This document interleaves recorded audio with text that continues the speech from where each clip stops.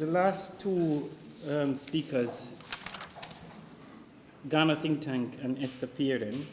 will engage in a conversation around global hauntings, and we've specifically thought about that title to pull their works together. Esther is Deputy Director for the Center for Globalization Studies at the University of Amsterdam, and when we first met, we met around the theme of hauntings, and its afterlife. And one of the interesting things about her work, it ties together some of the conversations that have been happening in the earlier two presentations as about absences and visibility and invisibility. And in one of her recent projects, I hope I don't misquote,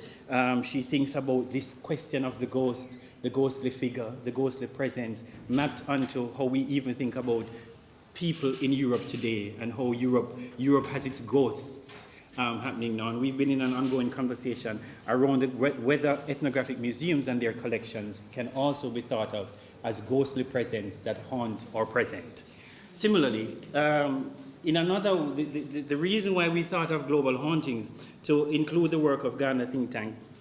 John and Chris, was in a way to think through the afterlife of something, a practice that is so embedded in the colonial, but sometimes we forget the afterlife of the development project. And one of the first questions, which is a confronting question that when I met them first, and they asked me, what is your problem? Which is something that, you know, when you're on the American side of the world, you start looking, what do you mean, what is my problem? And they were going to try and solve the problems of the world, but reshifting the framework and the parameters or the geographies of problem solving. And for us here at this museum, and many people will not know this, the Tropen Museum, for example, was from the end of the 1940s to the 80s, actually the showpiece for Dutch development practice. So we actually have a lot of collections that emerge out of this link between an older colonial practice, so the transition from the colonial to development. And that narrative still is embedded, and it's something that we want to uncover. So we are pleased to invite these 2-3 speakers to engage in a conversation about the afterlife of the global, but in another, or the afterlife of the colonial, I would say, but and looking at it in terms of the global. Thank you, everyone, for being here and for inviting me here. I've spent a lot of time over the past years thinking about ghosts and haunting, not as actual phenomena involving the dead coming back to life, but as metaphors able to illuminate relations between past, present, and future, and between different localities and differently positioned subjects and communities in our globalizing world. My primary objective has been to emphasize that it is essential, whenever we refer to something as spectral, ghostly, or haunting, which is sometimes too easily done, to specify what exactly is meant by this. And this goes back to Monica's point this morning about the fact that metaphors should always be used reflectively and not automatically. After all, ghosts and haunting exist in culturally and historically variable forms, fulfilling many different functions and evoking a range of responses, from fear, rejection, and exorcism to respect, affection, and fascination. At the same time, it is the very multiplicity of meanings and associations ghosts and haunting can have, and the ambivalence that characterizes their most widespread uses as referring to what exists in between life and death, in between materiality and immateriality, in between visibility and invisibility, and in between the powerful and the powerless, that makes them so powerful, so productive as tools to analyze a process like globalization that shares this ambivalence, remaining to some extent ungraspable, even as its effects are palpable across the world. In the context of the Global Imaginations exhibition, and more specifically the work of Ghana think tank, what forms of global haunting can we distinguish? How are they produced, and what are their effects? To answer these questions, it is first of all important to point out that a haunting, whether local or global, presupposes a ghost capable of acting. This is not self-evident. As Hollywood teaches us, not all ghosts haunt. Here I am thinking of seminal ghost films like Beetlejuice, in which a recently dead couple has to learn how to haunt, and Ghost, in which Patrick Swayze, playing the titular Phantom, at first is unable to affect the world of the living. Consequently, before asking what haunts the globalizing world, it is vital to ask what does not haunt it. And this relates to Shani's point about what we cannot see. So we have to ask what does not haunt the globalizing world and what is therefore reduced to the status of an impotent ghost, incapable of acting out to provoke a reaction. At its most extreme, this status marks the sheer exploitability and expendability of what Achille Mbembe calls the living dead, who are produced by necropolitical regimes as wandering subjects that work for life and are always under threat of dismemberment and death. The next question, then, is how subjects that, under contemporary conditions of globalization, are not recognized as having agency may nevertheless come to haunt.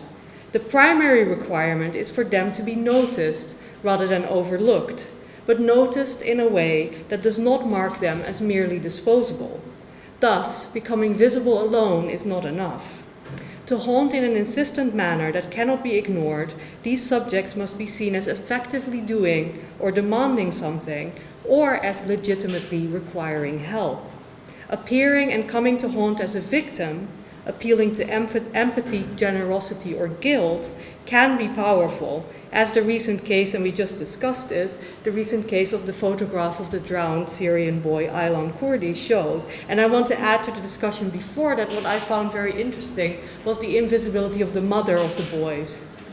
And when I later saw a picture of the mother, which was one of the few pictures that was actually shown, it was a picture in which she was wearing a headscarf. And this made me suspect that one of the reasons that she was kept out of the image so much was that she was precisely not looking like someone we might identify with. Whereas with the picture of the little boy, the primary framing was, this is a little boy that could be anyone's little boy, because he's wearing the same type of clothes as your little boy or my little boy.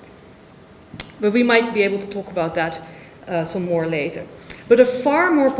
powerful position than haunting as a victim is to come to haunt not as a ghost asking for help, which defers agency to the haunted, who can choose whether and how to respond, but as a ghost capable in its own right of revealing a different kind of knowledge, or of forcing the haunted, through fight or fascination, to take responsibility for what they do not want to see or acknowledge, such as the persistent inequalities of the globalizing world and their roots in histories of exploitation that cannot simply be consigned to a closed-off past. To me, it is this latter type of active haunting, in the form of revealing a different kind of knowledge and enforcing responsibility for disavowals, that Ghana Think Tank's installation at the Global Imaginations exhibition stages. It does this by enforcing a disjointing shift in perspective, or, as I call it in my book, The Spectral Metaphor, following cultural theorist Mika Ball, a refocalization. By making us look from a different point of view, this refocalization exposes and indicts the dominant unidirectional mode of looking from the so-called developed world at the so-called developing world. Ghana Think Tanks is not the only artwork in the Global Imaginations exhibition that uses refocalization. Changing and multiplying perspectives to undermine the idea that there can be a single perspective of or on globalization is also a concern in Terence Simon's Image Atlas, which uses a search machine to expose how people in different countries see the world differently. It's also a theme in Romuald Hazume's NGO SBOP, which imagines an NGO dedicated to helping Western people in peril,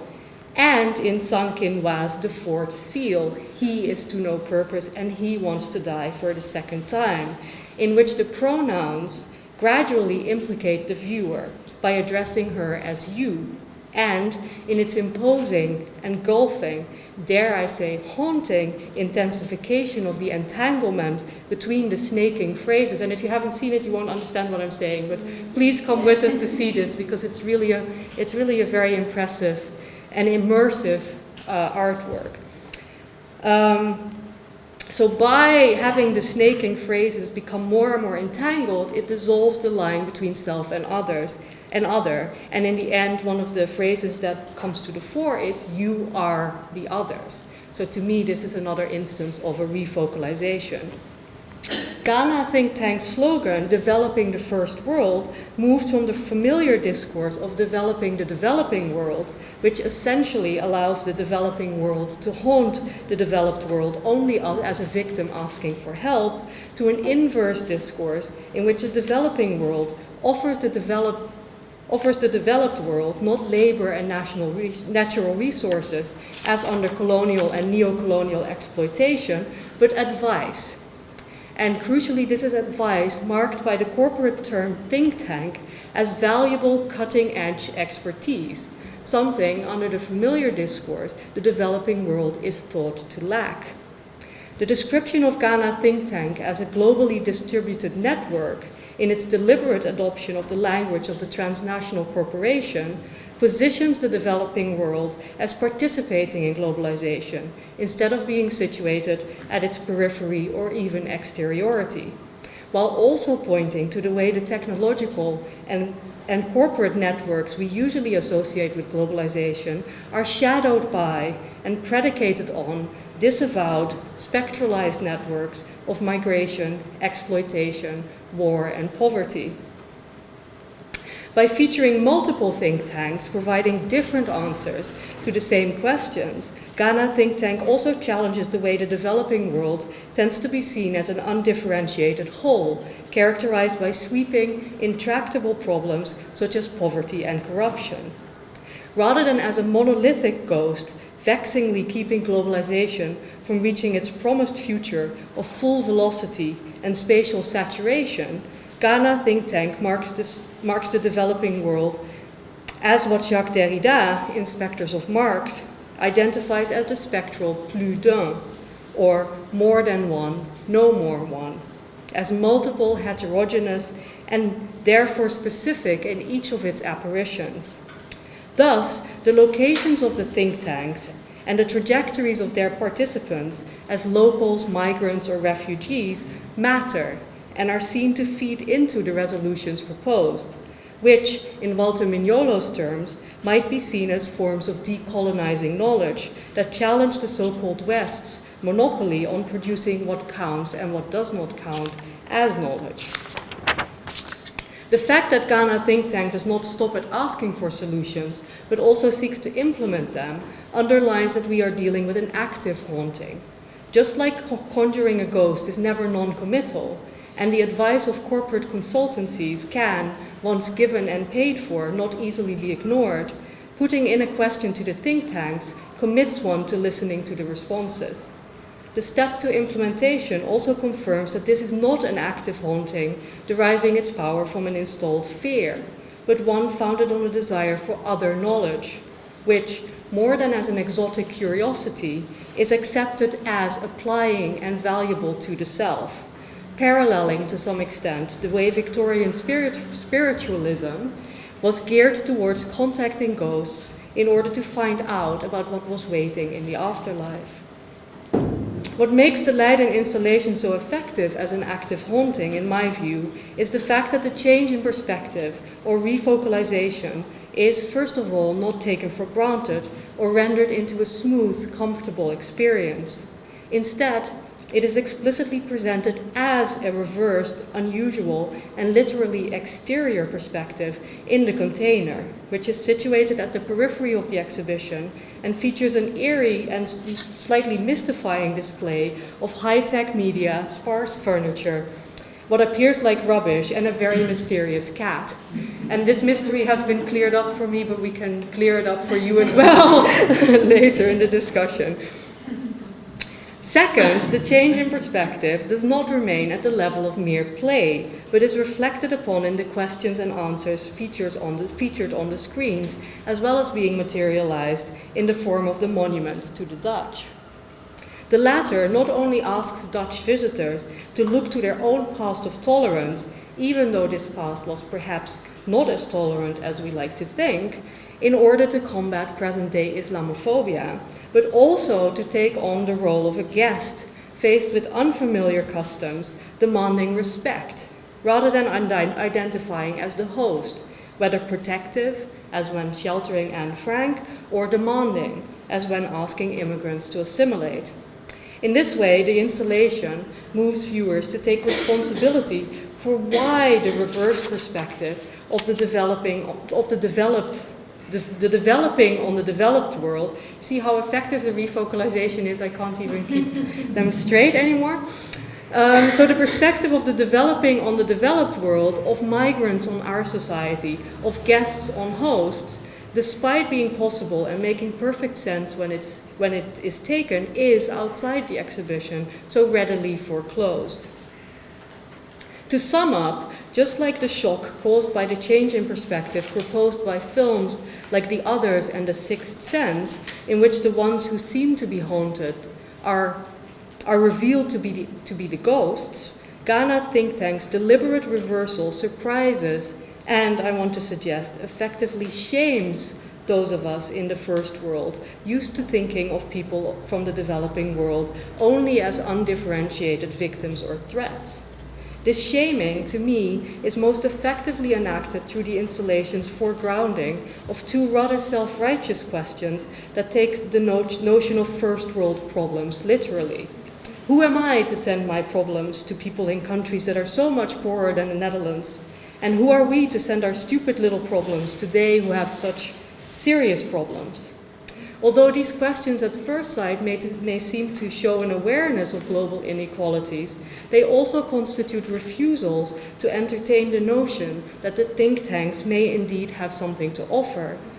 As such, they work to foreclose the change in perspective that would allow an active haunting to occur. The I and the we, situated in the developed world, remain central rather than being displaced. By prominently featuring these questions and the answers provided by the think tanks, which subtly point out their arrogance and condescension, Ghana Think Tank forces visitors to reflect upon them and to register the impulse to ask them as missing the point. Exhibitions that actively haunt the visitor, not in a vein of trivial entertainment, as the historical ghost tours that now exist in almost every city, but in a way that truly disturbs and lingers long after one's visit, are what we need more of. What makes the Global Imaginations exhibition such a good example of a haunting show are not just the artworks in them and the unsettling refocalizations they achieve, but also the location of the Milfabriek, which is haunted both by its past as a factory, at the moment still present in a tangible, disjointed way, and by its gentrified future, of which you can see some images here, which needs to be seen in a global context in which similar sites all over the world become sterilized, virtually indistinguishable spaces, where history does not really haunt, but has been domesticated, commodified, and financialized, and where art is also in danger of losing its haunting force, as creativity is redefined as an industry. Thank you.